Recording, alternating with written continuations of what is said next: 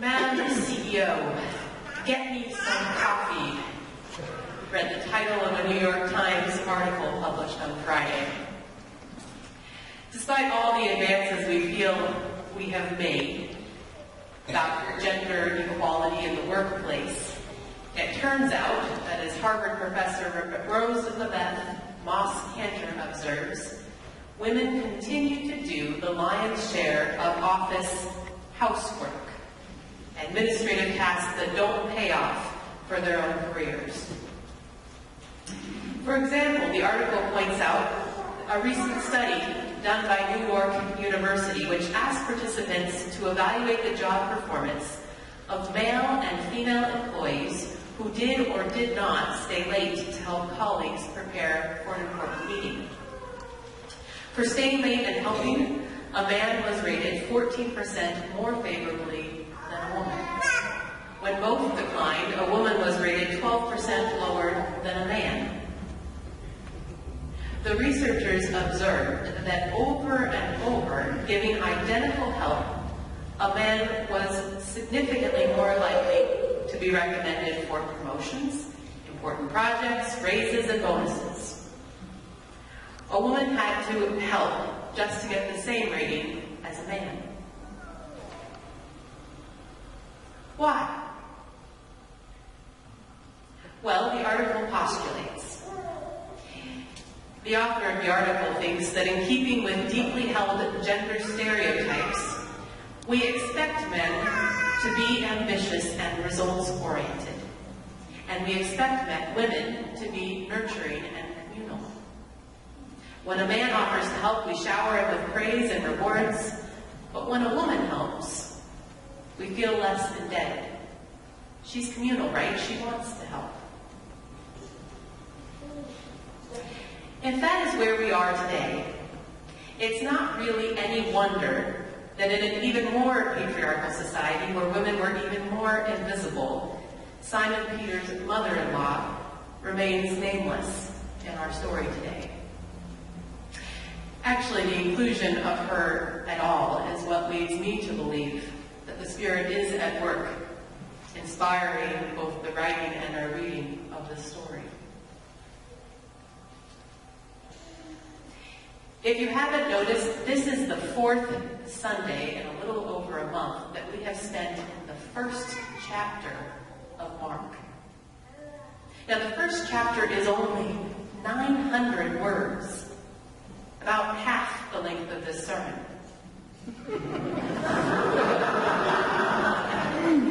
And yet we have spent 4 Sundays in this chapter, because the scenes in this chapter move by at an incredibly fast clip. We see John the Baptist, we see Jesus' baptism, we see Jesus out in the wilderness, we see Jesus calling the disciples, we see Jesus healing his mother-in-law, we see Jesus expelling demonic spirits, cleansing people. All of this happens in 900 words. And each of these scenes is linked by the phrase, immediately, as soon as. Something is coming, something is breaking in, things are shifting, things are happening. And Mark wants us to feel it. He wants us to ask, what's going on? Who is this Jesus, and what is he about? And what is he ushering into the world? If you haven't done it before, it is a wonderful exercise to sit down and read a gospel like the Gospel of Mark, which is the shortest all the way through. Read it out loud, if possible. Because we miss things. We miss things like the sense of urgency in the way Mark starts his story, or the repetitive healings and silencing of tempters and spirits who seem so much more like or able to recognize who Jesus is and what he's about. Some things are lost in translation too, like the fact that Mark is written in the historical present tense. The scenes happened in the past, but as the reader, we're meant to read them as happening right now. We're meant to see the scenes from within and experience them play by play. We're meant to get caught up in what is happening. We're meant to ponder with the demonic spirits, what have you to do with us, Jesus of Nazareth? We're meant to get caught up with the crowd in awe and wonder at Jesus' power and authority. We're meant to feel hope hit this town like a comet. We're meant to feel the crowds shoving in like a mosh pit, rushing in with the urgency of starved prisoners who have just been released and offered nourishment. We're meant to feel the difficulty for this great healer and teacher of drawing away from the pressing needs to come up with a vision and a game plan, to pray and be with God. Mark isn't just telling us who Jesus is and what he's about. He's showing us. And without reading the Gospel of Mark from cover to cover, from chapter 1 to chapter 16, we miss something crucially important about the scene we read about this morning, about this unnamed woman. We miss that this woman, known only by the men to whom she is associated only as Simon Peter's mother-in-law, that she mirrors Jesus' own resurrection. That though a healing story, what Mark chooses to emphasize in the words he chooses is not that Jesus heals her, but that Jesus raises her. That same word that's going to be used in chapter 16 to talk about Jesus raising from death into a newness of life. And we miss that Mark is showing us something that Jesus will tell us many, many times about serving one another. That the valued work and the valued people in the kingdom are the ones and the work that we usually fail to name or recognize as important. For in this nameless woman, whom we might easily read right over, it's a very short little piece. In her we see the first example of resurrection life. We see the first reflection of what is breaking into the world in Jesus. The first reflection of this new way and what it will look like. A type of living that is community-oriented and risky and selfless, that is rarely rewarded by the world, but is essential to our life together. As that New York Times article pointed out, research shows that teams with greater helping behavior attain greater profits and sales, quality, effectiveness, revenue, and customer satisfaction. Somehow it appears that women intuit what is needed, but their work is rarely recognized or valued or seen for the gift that it is. This unnamed woman in our story this morning intuits kingdom life. Something that it will take 3 years for the named men in our gospel stories to finally figure out. She understands immediately that kingdom life is responsive to the grace and healing and wholeness that Jesus works in our lives. And she recognizes that life lived in the wake of the gifts of the Spirit understands work and rest so much differently than we usually do. I asked a question in my weekly pastoral e-letter that I sent out yesterday. Do you rest in order to work, or do you work in order to rest? The fourth in the 10 Commandments, or as a children's curriculum I used to use, said the 10 best ways. The fourth one says, remember the Sabbath day of rest and keep it holy. The Jewish community then and now takes this commandment very seriously. So much so that some in the Orthodox community even have rules about whether you can flip on a light switch or not on the Sabbath. Jesus heals this woman right before sundown after they had just returned from the synagogue. It is still the Sabbath. But this woman finds a different way to keep the Sabbath holy. As the commentator Ophelia Ortega writes, this woman gets up and turns the Sabbath into a paschal day of service to others. Jesus does not command her. She is the one who assumes the initiative and awaits the consequences, discovering the value of mutual service above the sacredness of Sabbath.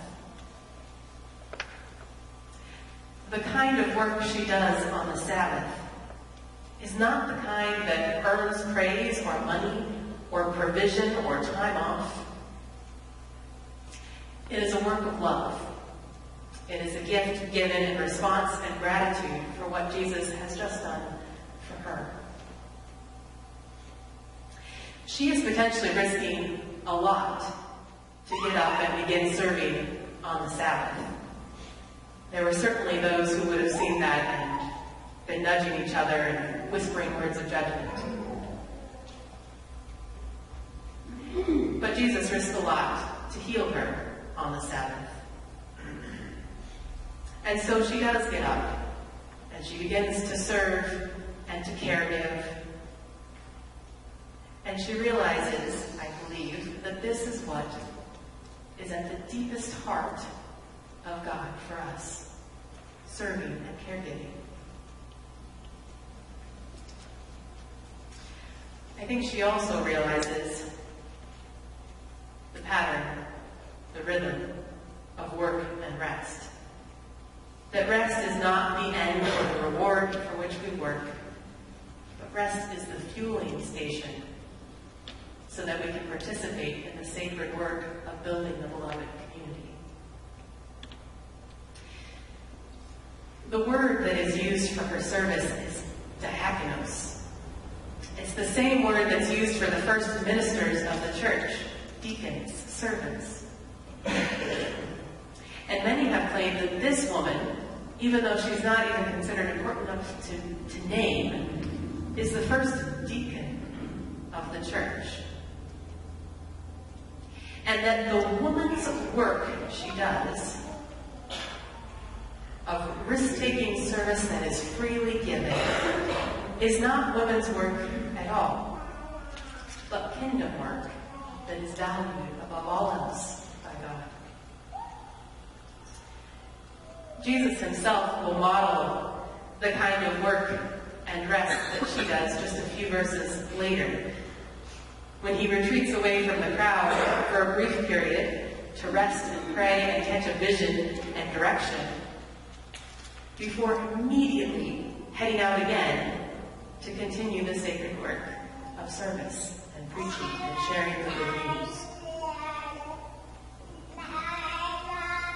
As I look around this room today, I know there are many of you who are unnamed and oftentimes unrecognized ministers of this congregation. You may not be officially an elder with your picture on the wall in the office, but you do the sacred work of our ministry here. You do the behind-the-scenes work. You sneak out of worship early to prepare food and drink for us. You are the one at the back of the sanctuary waiting like an air traffic controller to make sure all of us ushers know where to go. You are the one who plans the social gatherings and the educational opportunities and makes sure that our offerings are in the newspaper so everyone in the community can see. You're the one who works quietly on your computer making sure the website is up to date or that our messenger, our monthly newsletter is ready to go, that it will connect us to one another, to each other's stories. You're the one who sends out cards or calls to check in with others in the congregation. You're the one who prays heartfelt prayers for every person that comes through on that prayer chain. You are the one who gives up your free time to volunteer in the community. And even though it's not a recognized or named ministry of this congregation, when you do that, you become our hands and feet out in the community.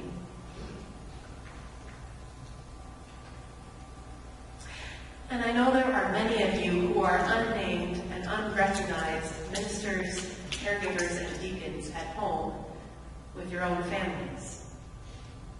You care for children or grandchildren who may not ever recognize the sacrifices you've made for them.